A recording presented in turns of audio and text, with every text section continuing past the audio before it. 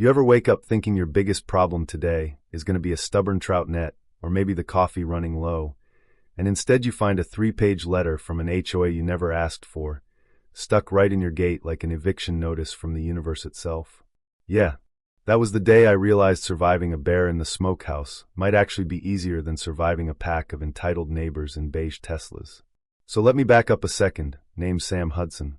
I've run this patch of North Georgia dirt for most of my life. Just me, a trout hatchery, some honest sweat, and until recently a whole lot of peace and quiet.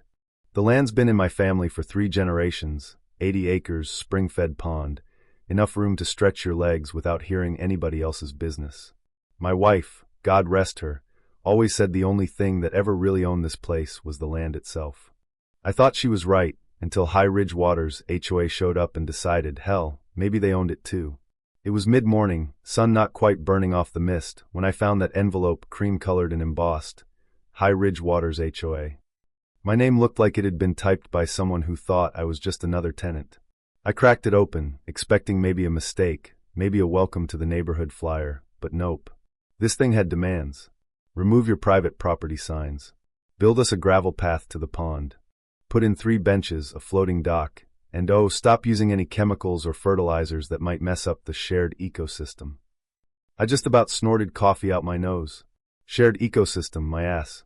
My pond isn't shared, it isn't adjacent. It doesn't even touch their lots unless grass can teleport uphill. But there it was, in Times New Roman, 3 pages of it, ending with a threat of civil penalties and county intervention, if I didn't play along. I read it 3 times, each one making less sense. Like, have you ever gotten so mad you actually started laughing? That was me, right there on the porch. After a minute, I heard my old man's voice in my head. Let him try, son. I got up, poured another cup, and went to work. First, I printed a formal refusal letter. I stapled my property deed to it, a topographic map showing clear boundaries, water rights paperwork, everything legal, state certified. I mailed one to their address, dropped another at their security office, and handed it to some kid who looked like he'd just learned to shave. He tried to act like I was breaking protocol. I just smiled and slid that envelope across the counter, like it was a hand grenade with the pin already pulled. Then I went home and put up more signs, big, new, red-lettered private property, no trespassing. One on every trail, one by the pond, even one bolted to the aluminum gate by the tractor path. Checked my solar cams, archived footage, set motion alerts. Not paranoia, just good sense when you know trouble's brewing, and it's coming from people whose hands don't know calluses. Thought maybe that'd be the end of it. Boy, was I wrong. 2 days later, voicemail from a Karen Worthington. Her voice was sugar-coated, but there was a knife edge under it. Just making sure you got our request. Neighborhood safety, natural resources misunderstanding let's resolve before legal gets involved. I didn't call her back. Instead, I forwarded the message to a lawyer buddy in Athens. You gotta have a paper trail when you see the storm clouds building. Same afternoon, golf cart creeps up to my fence. Woman with a blonde bob and a clipboard peering through like she's casing the place for a home makeover show. Snapping pictures, taking notes, then gone. By sundown, I'm getting calls, post office, hardware store, bait shop, people asking why I'm hoarding the pond, refusing kids the right to fish, polluting the water. The HOA had already started whispering, painting me as the villain. Thing is, I know what that is, that's a campaign. That's not a misunderstanding. I've seen enough contractors try to cut corners to spot a setup. 3 mornings later, white Cadillac SUV comes up my drive, slow and heavy, like it owns the place. Out come 4 people, 3 in matching HOA polos, 1 woman in a beige suit straight from a commercial. Karen Worthington herself, with that look of someone who turns PDA meetings into power trips. She's got a folder, her friendly face to face. I set my trout net down, walked up slow, my dog Boone at my side, just watching. I think I already made myself clear. I told her, as even as I could. Private property. Not invited. She just smiled like a python with lipstick. We're not here to argue, Sam. We're just here to assess the area before our scheduled improvements. Infrastructure, liability, community access. Her people are already measuring my fence, making notes about my trees. You can stop that right now, I said, stepping out past the gate. Nobody crosses without a warrant. One of her guys, early 30s, tried to get tough. You can't block access to a natural water feature. State ordinances. No, there aren't, I shot back. And I'd know. I trained the agents who wrote half those laws. Karen turned her smile off, just for a second. The truth is, you're the only holdout in a region that's evolving. The community expects standards. The pond is a resource for all of us now. No, I told her, it isn't. Her eyes hardened, and she said, then I'm afraid this is going to escalate. You've made this personal. They left, but not before she warned me about my electric fencing near public pathways. Safety risk. Please. That night, I set up more cameras. This wasn't entitlement, this was a siege. 2 days later, I'm in the barn fixing the generator when Boone growls low. I step out, and it's like I've stumbled onto a construction site. Safety vests, a landscaping truck I'd never seen, and a sign reading, Community Pond Construction Access. Please use caution. Karen's there, sunglasses perched, arms folded like she's General Patton. I walked right up. Move that truck, I said. She feigned surprise, started talking about preparations for the trail path. I told her she and her contractors were trespassing. She told me the county had given provisional approval. No reason we can't start low-impact prep. I told her she'd want to be careful, and she tried to turn it around, saying I was being aggressive and that everything was being recorded for safety. Right then, sheriff's deputies rolled up. Karen rushed over, started spinning a story about me making threats. Deputy asks, you got weapons? Nope, rifles locked in the barn. Anyone hurt? Nope, unless you count Karen's pride. He asks for video. I hand him the footage. 10 minutes later, they're telling Karen and her crew to pack up and go. No authority here, deputy says. Karen looked ready to bite through her tongue. But it wasn't over. Facebook groups lit up with claims I was endangering children's access and hoarding shared resources. Some folks started looking at me sideways at the diner.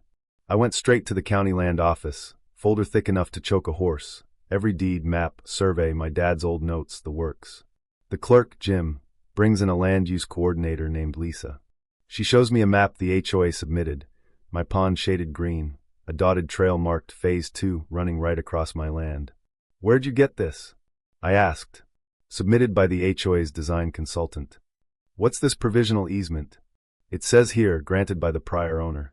Nope, I said, and handed her my dad's signed refusal, notarized, rejecting all easements. She went quiet, said they'd review the file and freeze the HOA's request. I filed a formal complaint for manipulation and misrepresentation. That night, I spotted a drone hovering over my pasture, HRW Ecological Planning logo, right on the side. They weren't giving up, just getting sneaky. Couple days later, I get a call from Ally Ditt, a land rights lawyer down in Atlanta. She says, don't be surprised if they try something cute. That night, Boone starts pacing. Out the window, I see flashlights down by the pump house. 2 people, one with a pry bar, fiddling with the power box that keeps the trout operation running. I call out, flashlight in their faces. One bolts, the other claims he's just here on a service ticket. I snap his picture, make him lie on the gravel, till the deputies arrive. Tampering, trespassing. I give the deputy the footage, the bolt, the whole story. Ally files a civil action before breakfast. Karen sends an email dressed up as concern for public safety, just checking for unsafe wiring. I post the security footage online. No commentary, just facts. Neighbors start calling, even the ones who never liked me. One brings over new fencing, another a floodlight. We're not letting them screw with your land, they say. Then the lawsuit comes, certified letter, thick as a phone book. They're suing me for obstruction of community access, environmental harm, non-compliant structures, and demand $72,000 for ecological mitigation. I actually laughed out loud. Ally files a counterclaim, trespassing, sabotage, slander, fraudulent filings, and jackpot forgery. One survey had a digital signature from a county official dated before the man was even hired. The judge calls a hearing. In the courthouse, it's packed, Karen in pearls, her lawyer flipping through his binder, Ally calm as a stone beside me. The judge asks straight out, is there any record of consent from the prior owner? No, Your Honor. Any easement, verbal or written? No, Your Honor. Then this court finds preliminary cause to investigate criminal forgery and zoning fraud. The county zoning officer, the one who faked the signature, gets escorted out in cuffs. Karen's face goes pale. She tries another PR blitz, but the momentum's changed. Final hearing, Ally lays out everything. Notarized letters, chain of title, old maps, Dad's handwritten refusal. Brent Mallory, the crooked official, confesses, says Karen instructed him, promising development deals. The judge slams the gavel. Deliberate zoning fraud, illegal access, forged records, all easement claims invalid. HOA dissolved, assets liquidated for damages. Officers referred for prosecution.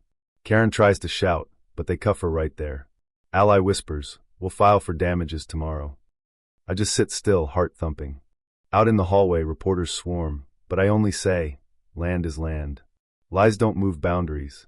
Back home, Boone rides shotgun, head out the window, catching the air that finally feels like ours again.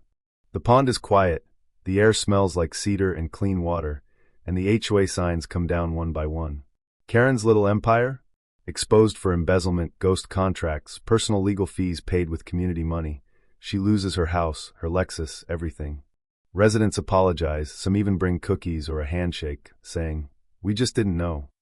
I help some of them with their own property issues, put up a sign over the barn. Hudson Land Stewardship and Rural Advocacy.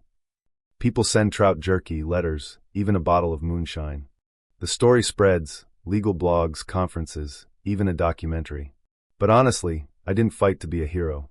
I fought because some folks think the word community is a crowbar, not a handshake. They learn different. Last week, a family came to fish, little girl caught her first trout, squealed so loud Boone jumped in the pond. The dad asked, "Ever think of a sign that says private pond, friendly owner?" I laughed. Don't need one. The pond's got a story now. So let me ask you, when does protecting your home cross into stubbornness? And when is community just code for give us what we want? Share your thoughts below. Tell me your own stories.